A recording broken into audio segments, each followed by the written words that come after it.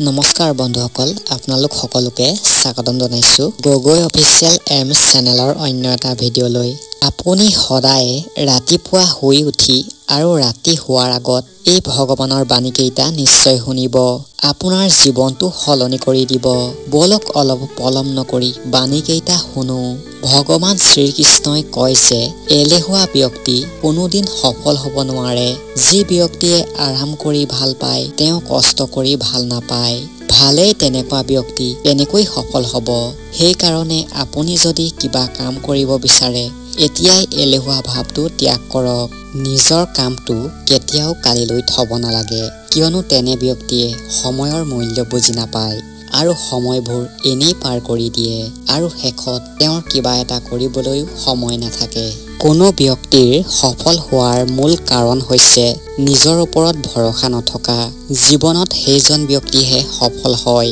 যিজনে নিজৰ ওপৰত ভৰসা ৰাখে আৰু যি ব্যক্তিয়ে নিজৰ ওপৰত ভৰসা নাৰাখে তেওঁ কেতিয়াও সফল হ'ব নোৱাৰে এবাৰ দানবীৰ কৰ্ণই ভগৱান শ্ৰীকৃষ্ণক নিজৰ দুৰ্ভাগ্যৰ কাহিনী শুনালে হে প্ৰভু মই যেতিয়া জন্ম হৈছিলো মোৰ মায়ে মোক ত্যাগ কৰিছিল ইয়াত মোৰ কি অপৰাধ আছিল দ্ৰোণাচাৰ্যই মোক শিক্ষা দিবলৈ মানা কৰিলে কিয়নো মোক ক্ষত্ৰিয় বুলি নামানিছিল ইয়াত মোৰ কি অপৰাধ আৰু দ্ৰৌপদী স্বয়ম্বৰত মোক অপমানিত কৰিলে কিয়নো মহাৰাজ পৰিয়ালৰ কোনো নহওঁ তেতিয়া শ্ৰীকৃষ্ণই ক'লে হে কৰ্ণ যেতিয়া মই জন্ম হৈছিলো কাৰাগাৰত আছিলো আৰু জন্মৰ আগতেই মোৰ মৃত্যুৰ বাবে প্ৰতীক্ষা কৰি আছিল যিদিনা ৰাতি মোৰ জন্ম হৈছিল সেইদিনা মা দেউতাৰ ওচৰৰ পৰা আঁতৰি যাবলগীয়া হৈছিল য'ত গৈ মই অকল কাম কৰিবলগীয়া হৈছিল যিবোৰ কাম এটা দুখীয়া পৰিয়ালে কৰিবলগীয়া হয় গৰু গোবৰ হাতেৰে উঠাইছিলো যেতিয়া মই খোজকাঢ়িব পৰা নাছিলো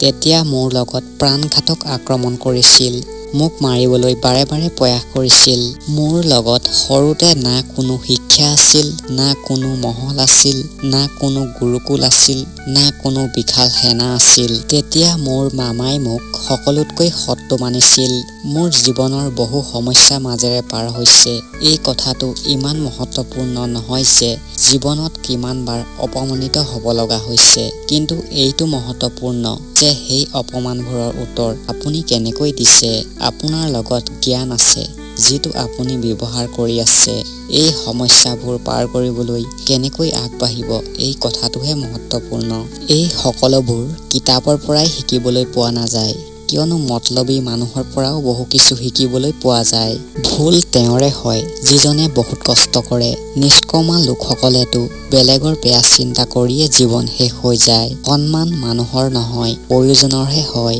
প্ৰয়োজন শেষ মানে সন্মান শেষ ক'বলৈ শিকক নহ'লে গোটেই জীৱন শুনিব লাগিব উৰাটো বেয়া নহয় কিন্তু সিমানলৈকেহে উৰক যিমানলৈ মাটি চফাকৈ দেখি চিন্তা ইমানহে কৰক যিমানত আপোনাৰ কাম হৈ যায় ইমানো নহয় জীৱনেই ধ্বংস হৈ যায় আপুনি যিমানেই ভাল কথা নকওক কিয় মানুহে আপোনাৰ কথাত বেয়াটোহে বিচাৰি উলিয়াব বিশ্বাস কৰক যোনে তোমাক পাহৰি গ'ল তেওঁ তোমাক মনত পেলাব মাত্ৰ যিদিনা তেওঁৰ প্ৰয়োজন হ'ব কাহিনী এইটোৱে জীৱনত মনে বিচৰা বস্তু পোৱা নাযায় জীৱনটো নিজৰ ভাৰ নিজেই লৈ জীয়াব লাগিব বেলেগৰ কান্ধততো মৃত শৰীৰহে উঠে আপোনাৰ হাঁহিত ভগৱানৰ লিখনি আছে ইয়াক কান্দোন আৰু ধূলিৰে মোহাৰিবলৈ নিদিব কোনো ব্যক্তি মিত্ৰ বা শত্ৰু হৈ পৃথিৱীলৈ নাহে আমাৰ ব্যৱহাৰে কোনো ব্যক্তিক শত্ৰু বা মিত্ৰ হ'বলৈ বাধ্য কৰায় যি ব্যক্তি অনবৰত দুখত থাকে তেনে ব্যক্তিৰ সুখ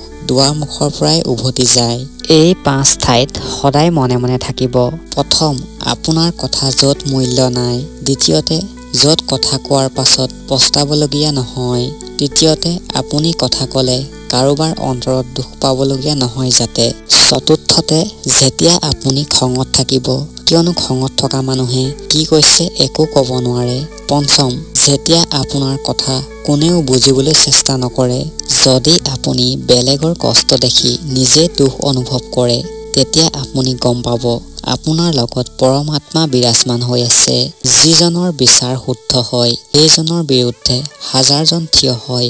যিজনে আপোনাক আমনি পায় তাক এৰি দিয়ক, কিয়নো বোজা হোৱাতকৈ স্মৃতি হৈ যোৱাই ভাল। কিয়নো ভুল কৰি বেছিদিন থাকিব নোৱাৰে। মানুহক আজিৰ দিনটো দেখি ভৱিষ্যতৰ মজাক নকৰিব, কিয়নো সময়ৰ ইমান শক্তি আছে যে কয়লাকো লাহে লাহে হীৰালৈ ৰূপান্তৰিত কৰিব পাৰে। সময়ে যেতিয়া সিদ্ধান্ত লয় কোনো সাক্ষীৰ দৰকাৰ নহয়। মানুহৰ কাম ধ্বংস কৰাৰ শব্দ হৈছে কালিলৈ কৰিম। না অধিক কথা কোৱা ভাল, না হিচাপতকৈ বেছি মনে মনে থকা ভাল। যেনেকৈ অধিক বৰষুণ হোৱাটো ভাল নহয়, তেনেকে অধিক ৰ'দো ভাল নহয়। বিচাৰ কৰক, আমাৰ জন্ম নিজেই বিচৰা ধৰণে হোৱা নাই আৰু মৃত্যু আমি বিচৰা ধৰণে নহয়। তেতিয়া এই জন্ম মৰণৰ মাজত সকলো ব্যৱস্থা আমি বিচৰা ধৰণে কেনেকৈ হ'ব? জীৱনত সকলো সুযোগৰে সুবিধা লওক, কিন্তু কাৰো বিপদৰ সময়ত নহয়। জীৱনে সুযোগ দিয়ে আৰু দুৰ্যোগো দিয়ে। বতাহ যদি বতৰৰ ৰূপ সলাব পাৰে, ভক্তি কৰিলেও সমস্যাবোৰ আঁতৰি যাব পাৰে। হৃদয়ত যি আছে আন কাৰোবাক ক'বলৈ সাহস ৰাখক, বুজিবলৈ বুদ্ধি ৰাখক। সম্পৰ্ক কেতিয়াও ভাঙিব নোৱাৰে। সাহস আৰু ইতিবাচক চিন্তাৰ সহায়ত কঠিন পৰিস্থিতিতো মানুহ জীয়াই থাকিব পাৰে। সফলতা ওলাই আহিব পাৰে। সেয়া নিশ্চিত কথা যে আপুনি কামটো শেষ নকৰে। যদি আপুনি কামটো আৰম্ভ নকৰে, তেন্তে যিকোনো কামৰ আটাইতকৈ কঠিন কামটো হ'ল আৰম্ভ কৰা। কেতিয়াও হাৰ নামানিব। আজি কঠিন, কাইলৈ ভাল হ'ব, কিন্তু পিছদিনা সোণালী হ'ব।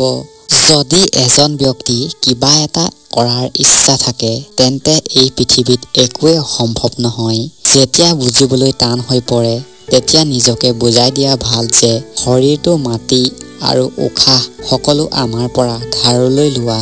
গৌৰৱো আছে। গতিকে ইয়াত কি লাভ? আমি সকলোৱে ধাৰুৱা। আমাৰ সমস্যা হৈছে জীৱনৰ এটা অংশ। যিয়ে নিজৰ বিপদত ভৰি দিছে তেওঁ জয়ী হৈছে, আৰু যিজনে নিজৰ সমস্যাবোৰ মূৰত কঢ়িয়াই লৈ ফুৰে তেওঁ আমাক জীৱনত বহুবাৰ লুটি লৈছে। আমি ডাঙৰ ডাঙৰ সমস্যাৰ পৰা এনেকৈ ওলাই আহোঁ যেন কোনোবাই আমাক সমৰ্থন কৰিছে। আমাৰ এই অদৃশ্য শক্তিক ঈশ্বৰ বুলি কওঁ। গতিকে পৃথিৱীখনে আমাক এৰি যোৱাৰ সময়ত এই কথাটো মনত ৰাখিব। গতিকে ভগৱানে আপোনাৰ পৰীক্ষা লয়। খঙৰ সন্মুখত আৰু ভুলৰ সন্মুখত অলপ অপেক্ষা কৰিবলৈ শিকক, অলপ বেকা কৰিবলৈ শিকক। যিটো আপোনাৰ হাতত নাই, মুখামুখি হ'লে জীৱনটো নৰক হৈ পৰিব। নিসংগতাৰ সুখ বেলেগ, নাই কোনোবাই এৰি যোৱাৰ ভয়। আপুনি নিজকে দুৰ্বল বুলি গণ্য কৰিছে, অন্যথা আপুনি যি কৰিব পাৰে আন কোনেও কৰিব নোৱাৰে। ভাগ্য সলনি হয় কেৱল কঠোৰ পৰিশ্ৰমৰ দ্বাৰা, বহি চিন্তা কৰি নহয়। জীৱনটো চুটি, সেইবাবে কাৰোবাক খেদি ফুৰাতকৈ সপোন পূৰণ কৰাটো বহুত ভাল। ভাল বাটত খোজকাঢ়িবলৈ অলপ কষ্টকৰ হয়, যদিও সেই বাটত আপোনাক কোনেও পেলাব নোৱাৰে। শিশু এটাই পাৰিলেই খোজকাঢ়িবলৈ আৰম্ভ কৰে। ডুব যোৱাৰ লগে লগে এজন ব্যক্তিয়ে আঘাতৰ ভয়ত সাঁতুৰিবলৈ শিকে। কেতিয়াও পিছুৱাই নাযাব, কাৰণ আঘাত পোৱাৰ পিছতহে এজন ব্যক্তিয়ে বিফলতাক চম্ভালিবলৈ আৰম্ভ কৰে। প্ৰকৃতিয়ে আমাক সকলোকে হীৰা কৰি তুলিছে। একমাত্ৰ ছত্ৰ যে যিয়ে ঘঁহিব সকলো জিলিকি উঠিব। আমি কেৱল কিতাপৰ পৰা শিকিবলৈ নাপাওঁ, কিছুমান স্বাৰ্থপৰ মানুহৰ পৰাও বহু শিকিবলৈ পাওঁ। আপোনাৰ দুৱাৰ সন্মুখত কেতিয়াও কোনো ব্যক্তিক অপমান নকৰিব, কাৰণ ভগৱানৰ বাট সলনি কৰিবলৈ বেছি সময় নালাগে। আজি বাট বনোৱা হৈছে, কাইলৈ গন্তব্যস্থানো পোৱা যাব। এই সাহসী প্ৰচেষ্টাই নিশ্চয় এদিন ফল দিব। এই পৃথিৱীত একোৱে স্থিৰ নহয়। দুখ আহিব বুলি গম পাই আগতেই দুখ অনুভৱ কৰি থকা ব্যক্তি অধিক দুখ পায়। অসফলতা জীৱনৰ এক অংশ হয়। আপুনি কেতিয়াও অসফল নহ'লে কেতিয়াও শিকিব নোৱাৰিব, আৰু শিকিব নোৱাৰিলে আপোনাৰ কোনো পৰিৱৰ্তন নহ'ব, আৰু না কিবা শিকিব পাৰিব।